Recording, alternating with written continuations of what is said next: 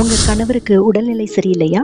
ஒருவேளை மருத்துவமனையில சேர்த்திருக்காங்களா? மங்கல்ய பலம் அதிகரிக்கிறதுக்காக தான் இந்த நோன்பை கொண்டாடுறாங்க. ஏன்னா காமாட்சி நோன்பு, சாவித்திரி நோன்புன்னு சொல்லுவாங்க. சாவித்திரி எப்படி சத்தியமான யமன் கிட்ட இருந்து மீட்டு வந்தாங்க அப்படின்றதுக்கும் அவங்களுக்கு அந்த பலம் எப்படி கிடைச்சதுக்கு தான் இந்த நோன்பு அவங்க இருந்திருக்காங்க. அதே மாதிரி நம்மளும் செஞ்சோம்னா நம்மளுக்கும் அந்த பலன் கிடைக்கும், மாங்கல்ய பலம் கிடைக்கும் அப்படின்றதுக்காக தான் நம்மளால கொண்டாடப்படுது. இதுக்கு சத்தியவான் சாவித்திரி என்ன பண்ணாங்க அப்படின்னு தெரிஞ்சுக்கலாமா? சாலுவ தேசத்தை ஆட்சி செய்த துயமத் சேனன் என்ற மன்னருக்கு ஒரே மகனாக பிறந்தவர் தான் சத்தியவான். தன்னுடைய தந்தையாருக்கு வயது முதிர்வால் கண் பார்வை இல்லாம இருந்துச்சு. அந்த கண் பார்வை இல்லாததுனால எதிரிகள் என்ன பண்ணாங்க, அவங்க நாட்டை தாக்கி அங்க இருக்கக்கூடிய வளங்கள் எல்லாம் எடுத்து அவங்கள காட்டுக்கு அனுப்பிடுறாங்க. இதனால குடும்பத்தோட காட்டுல வசிச்சு வந்தாரு சத்தியவான். காட்டுல தன்னுடைய பெற்றோருக்கு சேவை செய்யும் பொழுதுதான் சாவித்திரி அவங்கள மீட் பண்றாங்க. அப்போ என்ன நினைக்கிறாங்க, இந்த மாதிரி ஒரு நபரை தான் நம்ம திருமணம் செஞ்சுக்கணும் அப்படின்னு சொல்லி தன்னுடைய தந்தையார்கிட்ட ஆசையை சொல்றாங்க. ஆனா அவர் இதுக்கு ஒத்துக்கல. ஏன்னா சத்தியவானுக்கு ஆயுள் குறைவா இருக்கு அப்படின்றத நாரதர் மூலமா அவர் தெரிஞ்சிருக்காரு. ஆனாலும் இவங்களுடைய விடாப்பிடியான அன்பால இவங்க என்ன பண்றாங்க, நான் இவரை தான் கட்டுவேன் அப்படின்னு சொல்லி அடம் பிடிச்சதுனால கடைசியா திருமணத்துக்கு ஒத்துக்கிறாங்க. அதுக்கப்புறம் நாரதர் சொன்னபடி விரதம் மட்டும் மேற்கொண்டு வராங்க சாவித்திரி அவங்க.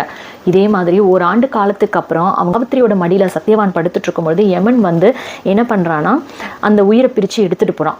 இவங்க கண்ணுக்கு அந்த யமன் தெரியுறாரு. அதனால பின்னாடியே அவங்க போறாங்க. பின்னாடியே போய் என்னுடைய கணவரோட உயிரை கொடு அப்படின்னு சொல்லி கேட்குறாங்க. எடுத்த உயிரெல்லாம் திருப்பி தர முடியாது அப்படின்னு சொல்லி யமன் ஸ்ட்ரிக்டா சொல்லிடுறாரு.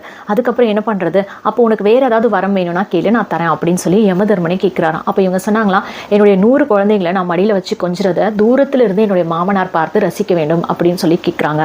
இவரும் வரம் கொடுத்துட்டாரு. அதுக்கப்புறமும் தொடர்ந்து அவர் போயிட்டு இருக்கும்போது நீங்கள் சொன்னதெல்லாம் நடக்கணும்னா சத்தியவான் என் கூட தான் இருக்கணும் அப்படின்னு சொல்லி கேட்கும்போது தான் அவருக்கு புரிஞ்சுதான் தான் கொடுத்த வரம் என்ன அப்படின்றது. அதுக்கப்புறம் அந்த உயிரை அங்கேயே கொடுக்குறாரு. மறுபடியும் அவங்க ஒன்றா சேர்ந்து வாழ்கிறாங்க.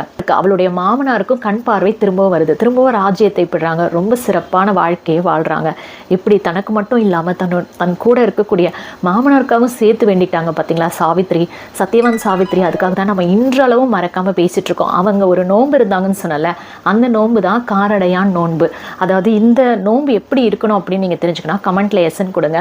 அரிசி மாவு காராமணியை சேர்த்து கார அடை செய்து நெய்வேத்தியமா சாமிக்கு வச்சு ஒரு கும்பம் வச்சு அதுல ஒரு மஞ்சள் கயிறை வச்சு அதை சாமியா நம்ம பாவிச்சு இந்த விரதத்தை மேற்கொள்ளுவாங்க. இந்த விரதம் மேற்கொள்றது மூலமா உங்களுடைய மாங்கல்யம் பலமடையும் அப்படிங்கிறது தான் நம்பிக்கை.